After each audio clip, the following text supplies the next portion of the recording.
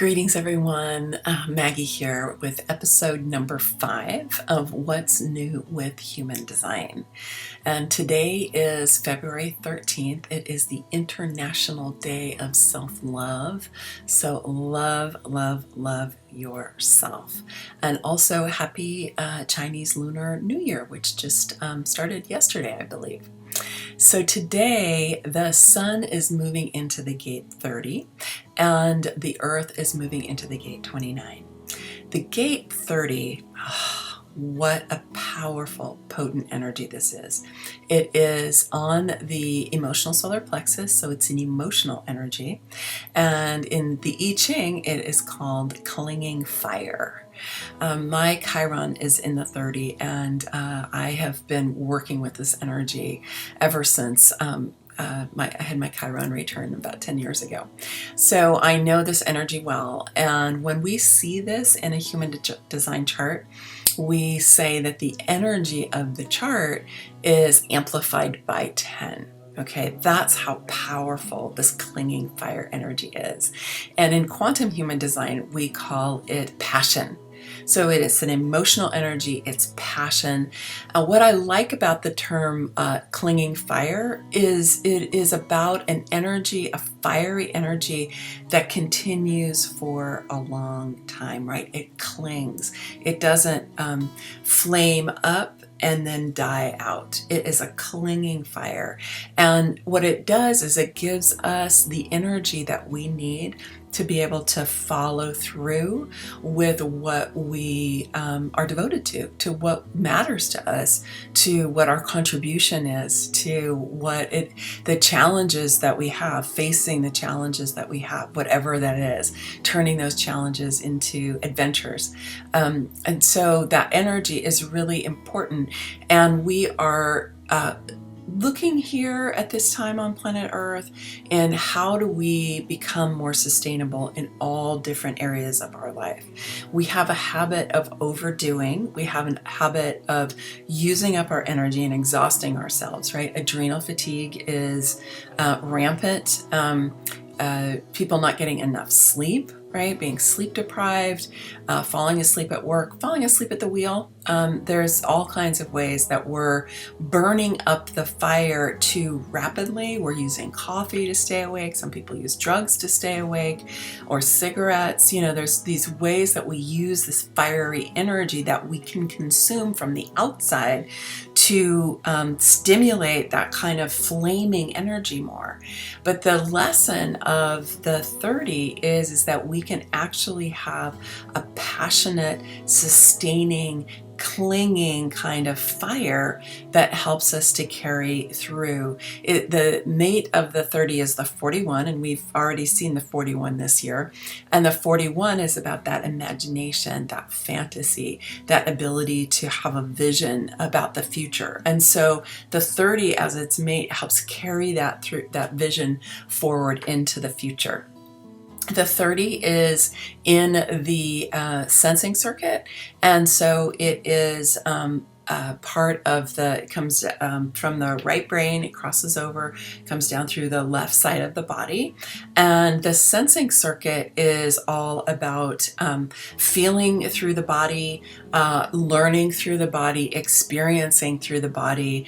It's creative, it's abstract, it's not linear, it's not logical, it's not strategic, it's none of those things. It's much more of what we think of as right brain, right? It's spatial, sensual in terms of, our ability to feel on all levels. It's part of our intuitive faculties, what happens in the sensing circuit. So the 30 is part of that. And then the 29, which is where the earth has moved into, is also part of the sensing circuit. It's different though, because it's part of the sacral center, as opposed to the emotional solar plexus, which is where the 30 is. Both the emotional solar plexus and the sacral are motors or engines. I like to call them engines. And they're both very powerful engines. They're the two most powerful. The sacral, which if you have it defined, is what makes you a generator, or a manifesting generator. 70% of the population have that center defined. And it is the center of life force energy, prana, shakti, chi. There's a variety of different names depending on what tradition you're referring to, but all of it is about primary life force energy. So this 29 is part of that primary life force energy. And in traditional human design, it was called perseverance, which always sounds a little bit heavy and burdensome to me. When you have to persevere, it sounds like you're sticking with something even though you don't want to anymore, or even though it's super hard and challenging and you're having to just kind of make yourself do it. And in quantum human design, Karen has renamed it as devotion, which I personally much prefer. Devotion is a quality that inspires me. It has a quality of prayer to it, a sense of spirituality to it.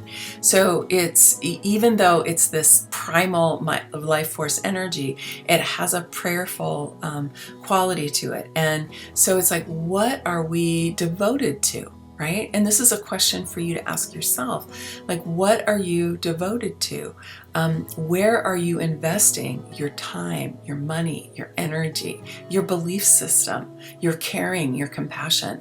Where are you investing that? Because that'll show you what you're truly devoted to. And it's a good time to do a little reality check with yourself around what you're devoted to. Because a lot of times we think we're devoted to something, but if we actually look at what we're investing our time, money, energy, and faith into, sometimes it's not the same as what we think. So you might want to take a look at that for yourself. Like, you might say, I'm really devoted to my own well-being and my health, and yet you eat junk food, or you smoke cigarettes, or you drink alcohol every day. I'm not here to judge anyone for what they are doing. But you want to look at, am I actually devoted to my health and my well-being if I'm doing things that I know are actually detrimental to my health, right? That's an example. Or if you have a tendency to overwork and you say you're devoted to your family, whether that's a partner or children, or an elder, and yet you put most of your time and energy, and you're including your mental energy, your heart energy, into your work, then it would be more accurate to say you're devoted to your work. Now, I'm not saying it's right or wrong to be devoted to your work or devoted to your family, and you might feel that you're devoted in different ways, but you might want to just have a little check for yourself around that and see if what you're doing, like where you're investing yourself, is in alignment with what you believe you're devoted to. And it can be a time to reset and bring those things back into alignment, because that energy of devotion is where the earth is, so it's what grounds us.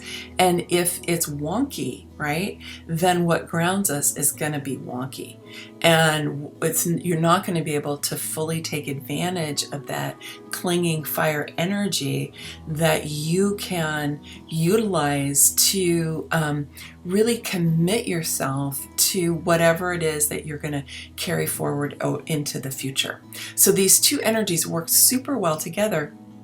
But you can see if you're not fully aligned with what you're devoted to, that's going to make it hard for you actually to know what you want to use your clinging fire for. So I invite you to take this inquiry into your meditation, into your journaling, into a walk, into a conversation with a beloved, to unpack a little bit what it is that you're devoted to, what do you want to be devoted to, all those in alignment, and then with this clinging fire energy, what do you want to channel that energy into over these next 5 days, that you can then have the residue. That doesn't sound very good, does it? The repercussions. No, you have the echoing of that energy to carry you forward. from even after the sun leaves the gate 30. And if you have these gates defined in your chart, then you will still feel those energies, and you can utilize this time to express the higher qualities of these energies. And if you have them open in your chart, then you will feel them more, and you can take the time to try to imprint the higher qualities of these energies. So, for example, with devotion, you want to make sure you're devoted to the right thing. And one of the shadow aspects of devotion can be that you stay devoted to something that has outlasted its usefulness to you. Or that you don't really believe in anymore, and yet you've stayed devoted to it, out of a variety of reasons, whether that's guilt or habit, or fear of letting go of that devotion, and then what would you devote yourself to, right? So you want to make sure that you're really in the highest energy of that. And with clinging fire, the thing is it's so intense that you can burn other people with this energy. You can burn yourself with this energy if you're not paying attention. And so that's obviously the shadow aspect of that. So a good time to just reflect on these two energies and to make decisions that are going to empower you as you move forward around what you're committed and devoted to, and what you're going to be pouring your precious life force energy into. All right, that's it for today. Many blessings and much love. Until the next time.